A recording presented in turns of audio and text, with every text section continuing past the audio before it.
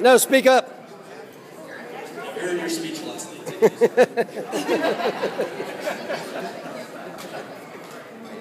All right, so who wants to talk about Las Vegas, Nevada?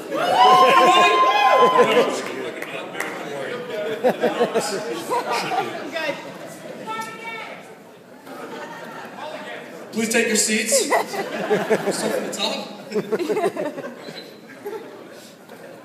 First off, just like to say thanks to the Snows and to my parents for all the hard work helping to put this together. It's been an incredible few days. Looking forward to the fun, and everything turned out beautiful, so thanks to you guys. Applause. Applause. Applause. Thank you. That's good. Is that video? That's good. YouTube. Good. YouTube tomorrow morning. So I had a list of stories to tell about Nick when I was trying to get this together. Each of which were very funny, very inspiring, and very damaging to Nick. But being a kind and merciful brother, I decided to take it easy on Nick, what could be quite a toast. I also reminded myself that I've got a wedding of my own in a couple of months here. Nick will get a chance to pay me back, for any wrongdoing. So, that said, there's a few guys who will not get a chance to speak at my wedding, so let's talk for a second about the criminal lineup that Nick assembled next to him today. First up, we have the Invisible Man, David Mulock. Dave isn't here. For those of you who don't know Dave, he's currently in law school, I think in Pittsburgh, and he had some educational obligations to attend to. For those of you who do know Dave, you know that it's important for him to graduate from law school because Dave is going to need a lawyer willing to represent Dave. You guys got quite a track record. Martin Snow. He's even here.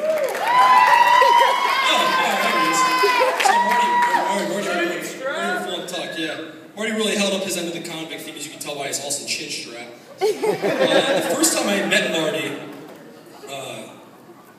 we all went to dinner, the Snows and the Torres for the first time, and I tried to strike up a conversation just to meet Marty, and I looked at him and I said, Marty, hey man, what are you getting for dinner?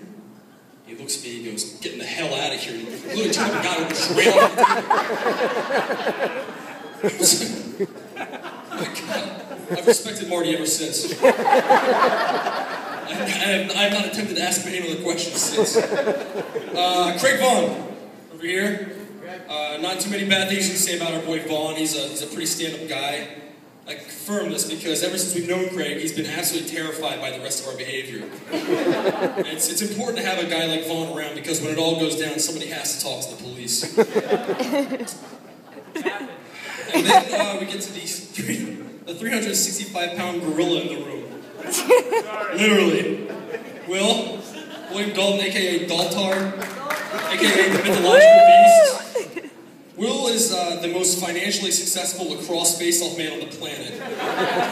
He's managed to take a career in which he won college face-offs by just bulldozing anything in his path like a rhino, and then marking it off as some sort of finesse skill set to unknowing kids and make thousands of dollars out of it.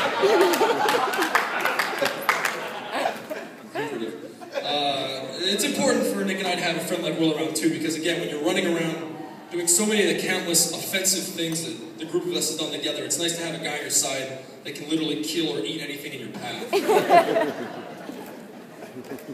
So that's enough of the animals. Let's talk about the beauty on our big day. Meredith, it's kind of funny looking back. If somebody would have told me I'd be giving a speech at a wedding for these two lucky kids 4 years ago, there's no chance I would have bought it.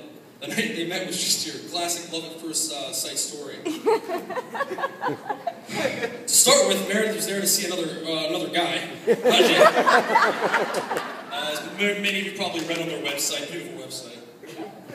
She had no idea, though, she was being suckered by the old Sean-girding bait trick. Sean-girding bait trick, very lucrative over the years. It's pretty simple. You just cast out our friend Girding with his 18-pack of washboard abs and show off to the girls something's bound to bite. Guy never met a party when he didn't try to take his shirt off. It's like hanging out on the set of a McConaughey movie.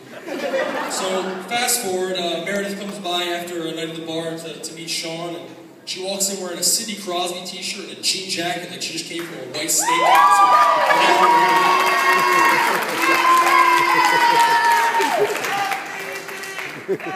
She took an absolute beating that night. This is like Snow White walking into like a drunken Jurassic Park. It was really bad. Throughout the night, she had about 15 drunks yelling in her face about Alex Ovechkin, scaling the hood of her SUV, looking for a ride to the bar like booze-crazed zombies. But I don't know if I've ever seen such a small, quiet person take such a relentless verbal beating like Meredith did that night. She took it really well, and really it speaks to Meredith's mental fortitude, which she's going to need with Nick. But it's Nick who's the beneficiary here. To say Nick is a better man since they started dating is an understatement. He's he's come quite a ways from the guy we used to call the man train. It's been great having Nick as a brother, a teammate on the ice, and a best friend these last 26 years. We're very happy to welcome Meredith to the family. Meredith and Nick, we're all very happy for you to say the least. Traditional Italian wedding blessing goes. There are 3 beautiful things in life: birth, love, and this day. Best wishes and good fortune to you guys for all your life. Cheers. Thank you. I'm still your wife for a second.